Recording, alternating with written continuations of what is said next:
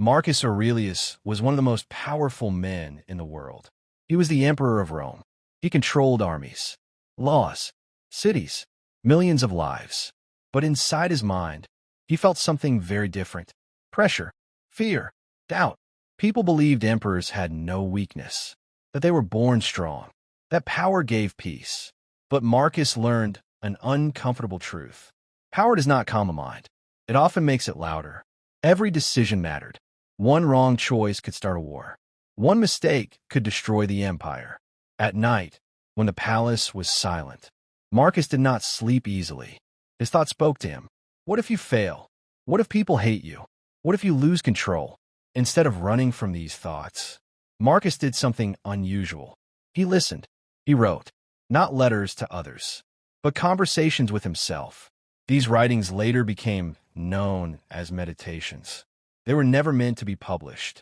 They were private, honest, simple. In them, Marcus did not sound like an emperor. He sounded like a man trying to survive his own mind. He reminded himself of basic truths. You cannot control everything. You cannot please everyone. You can only control your response. This was the beginning of his philosophy. Stoicism. Stoicism taught Marcus that pain is part of life. Loss is natural. Change is unavoidable. But suffering comes from resistance, not events. Marcus began to understand something powerful. The world outside is chaotic, but the world inside can be calm. Even for an emperor, even during war, even during loss. He stopped asking life to be easy. Instead, he trained his mind to be strong. This choice would define his legacy, not as a conqueror, but as a thinker, as a man who ruled the greatest empire of his time, by first trying to rule himself. But this wisdom did not come easily. It was forged in sickness, war, and betrayal. And his hardest battles were not against enemies. They were inside his own head. Marcus Aurelius learned early that control is fragile. As emperor, people expected him to control everything. The army, the borders, the economy, the future. But reality did not listen. Rome fist constant was.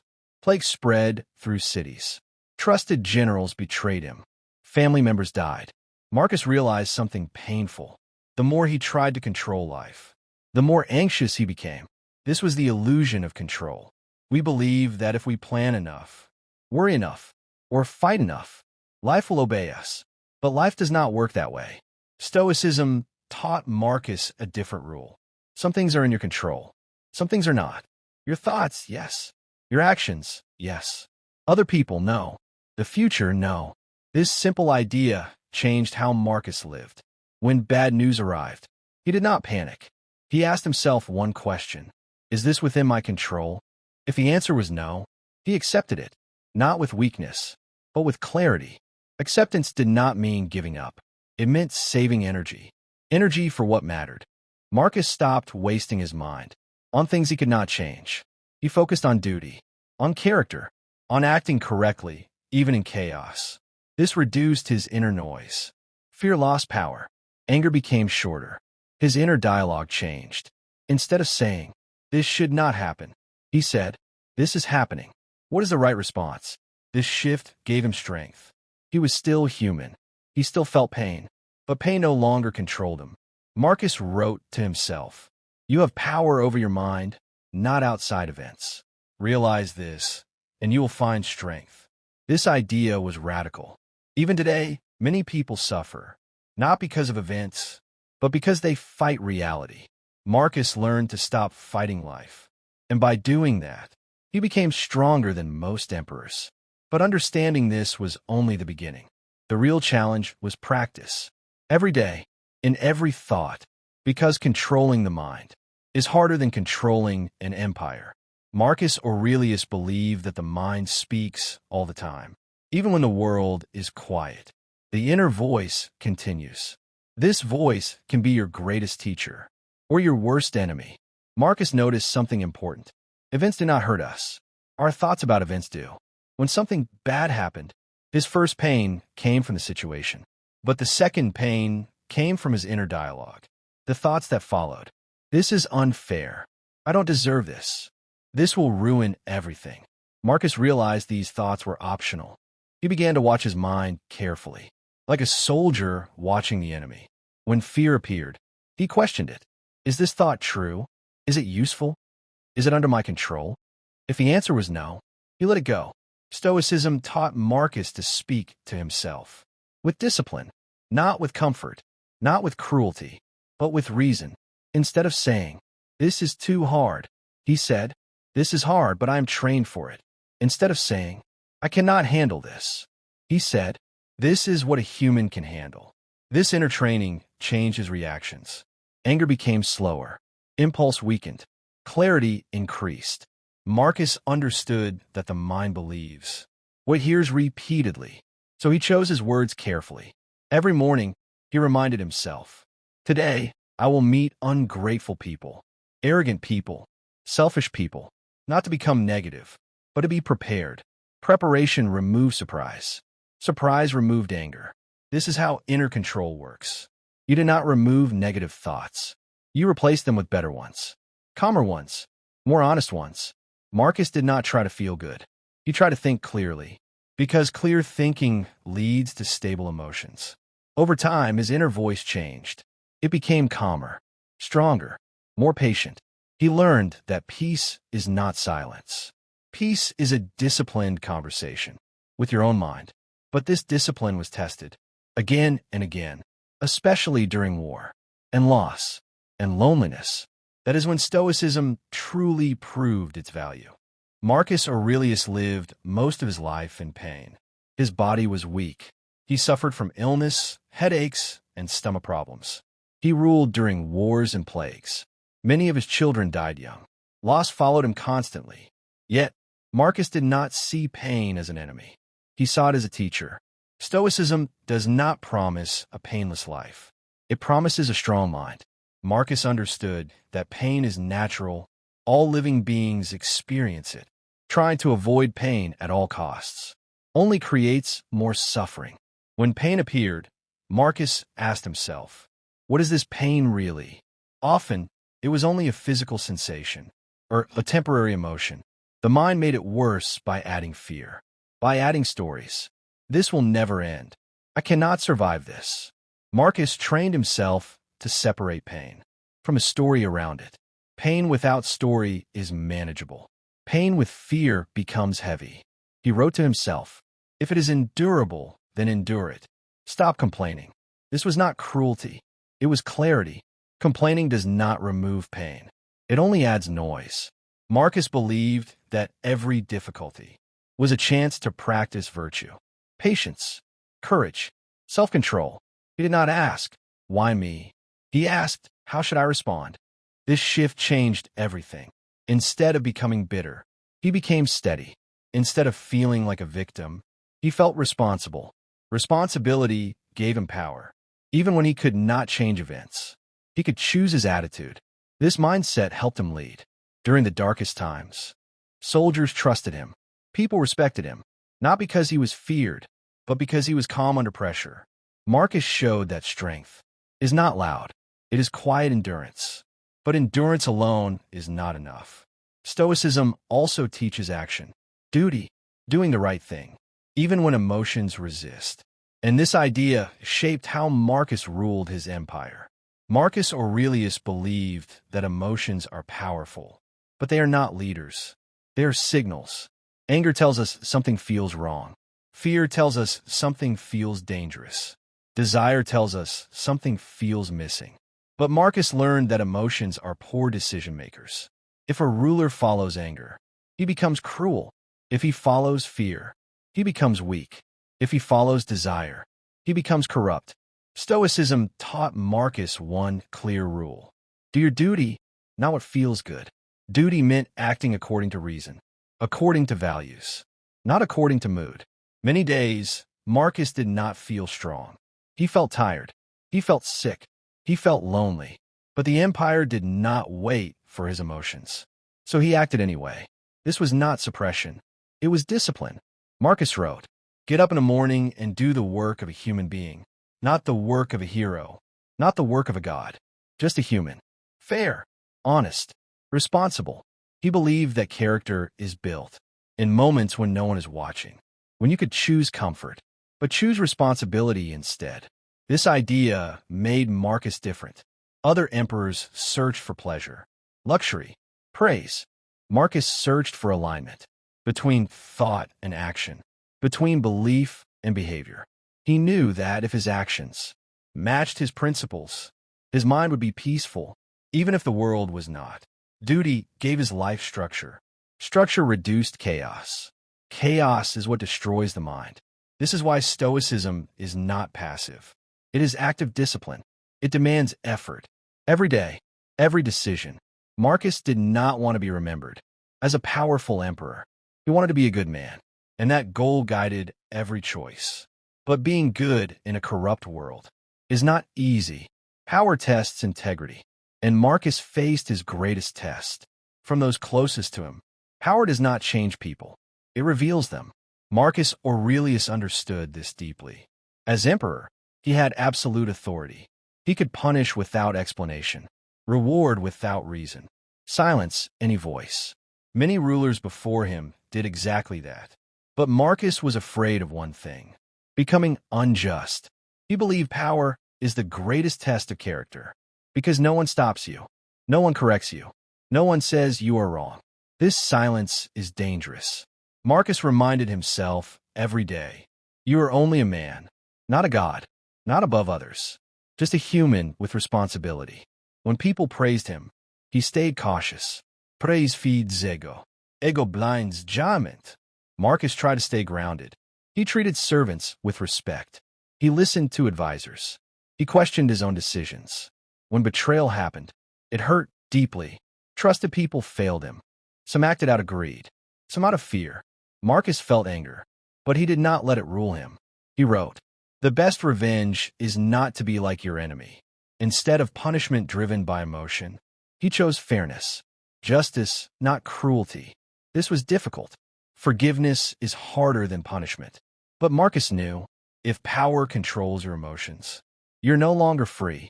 True strength is self-control, not domination.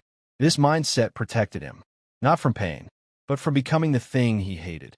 Yet even with wisdom, one challenge remained: loneliness, because the higher you stand, the fewer people truly understand you. Marcus Aurelius was surrounded by people, advisors, soldiers, servants, but he was often alone. Real thinking is lonely. Real discipline isolates you. Most people avoid their thoughts. Marcus faced his. This separated him. He could not share his doubts freely. An emperor must look confident, strong, certain. So Marcus turned inward. His journal became his only honest companion. There, he could be weak, confused, human. He wrote not to escape loneliness, but to understand it. Stoicism taught him that loneliness is not the absence of people. It is the absence of peace. And peace comes from alignment between values and actions. Marcus learned to be comfortable alone, to sit with his thoughts, without distraction, no entertainment, no escape, just reflection. This ability made him strong, because a person who can sit alone is not controlled by noise, not by crowds, not by approval. Marcus warned himself, do not become dependent on praise. Praise disappears. Character remains. Loneliness sharpened his thinking. It made him honest. It made him disciplined. And it prepared him for the final lesson of Stoicism. Everything ends. Power, life, even memory. And only one thing truly matters at the end. Marcus Aurelius thought about death often, not in fear, but in clarity. Stoicism teaches that death is not a tragedy. It is a natural event. Everything that lives must end. Marcus reminded himself, you could leave life right now. Let that determine what you do and say and think. This thought was not dark. It was powerful. It removed delay. It removed excuses. When you remember that time is limited, small problems lose importance. Ego becomes quiet. Anger feels unnecessary. Marcus did not believe in controlling death. He believed in accepting it. Fear comes from resistance. Peace comes from understanding. He saw life like a river, always moving, never stopping. People enter and leave. Events rise and fall. Trying to hold the river is impossible. So Marcus focused on flow, on doing good now, not later. not someday. He asked himself, if this were my last day, would this action be worthy? This question shaped his decisions. Death made him more alive, more present, more focused. He did not rush. He did not panic. He acted with calm urgency. Stoicism teaches that remembering death makes life honest. You stop pretending. You stop performing. You stop wasting time on meaningless conflict. Marcus believed that fame dies. Power dies. The body dies. Only virtue stays for as long as you live. And that is enough. He accepted that even his name would one day disappear. And that was fine, because meaning is not in being remembered. Meaning is in acting correctly now. This idea freed him. Freedom from fear, from pressure, from illusion. And with this freedom, he reached the final Stoic truth, one that applies to everyone, not only emperors. Marcus Aurelius did not chase happiness. He chased clarity. Most people believe happiness comes from outside. Money, success, praise, comfort. Marcus believed this was a mistake. External things change. They come and go. If happiness depends on them, it becomes unstable. Stoicism teaches a different idea. Happiness comes from living in agreement with your values. When your actions match your principles, the mind becomes calm. This calm is deeper than pleasure. Marcus wrote, if you do the right thing, you will feel no need for reward. This does not mean life becomes easy. It means life becomes clear. Clarity removes inner conflict. Inner conflict is the real source of suffering. Many people suffer not because life is hard, but because they live against themselves. They know what is right, but choose what is easy. This creates tension. Marcus avoided this. He trained himself to choose virtue, even when no one was watching, especially then. For him, happiness was not excitement. It was stability, the ability to face problems without losing balance. He accepted that sadness would come, that pain would visit, but these emotions were temporary guests, not permanent rulers. Marcus believed joy is quiet. It does not shout. It does not demand attention. It simply exists when the mind is in order. He did not ask life to be fair. He asked himself to be fair. This gave him peace, even in chaos, even in war, even in loss. Happiness, for Marcus, was not about feeling good. It was about being good. And this belief led him to his final realization, the one message he wanted every human to understand. Marcus Aurelius spent his life learning one thing. You cannot control the world, but you can control your mind. He ruled the greatest empire of his time. He faced wars, plagues, betrayal, and death. Yet, he remained calm. His secret was simple but powerful. Accept what you cannot change. Focus on what you can. Speak to yourself with reason, not fear. Live according to your principles. Marcus taught that suffering comes not from events, but from resisting them or judging them unfairly. He believed true strength is inner discipline. True happiness is acting rightly, not chasing pleasure. True freedom is mastering your mind, not controlling others.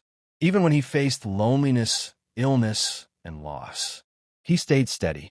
Even when death approached, he remained thoughtful, peaceful, and honest. Marcus wrote, you have power over your mind, not outside events.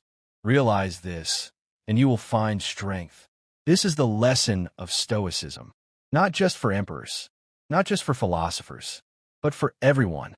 In today's world, we can remember Marcus Aurelius. Control your reactions, not the chaos around you. Accept reality and act with clarity. Be honest with yourself, even when it is hard. True happiness comes from virtue, not wealth or praise. Marcus Aurelius showed that a powerful man does not need to dominate the world. He dominates himself, and in doing so, he lives freely. He reminds us, life will challenge you. People will betray you. Pain will come. But if your mind is strong, you are unstoppable. The emperor is gone. His empire has fallen.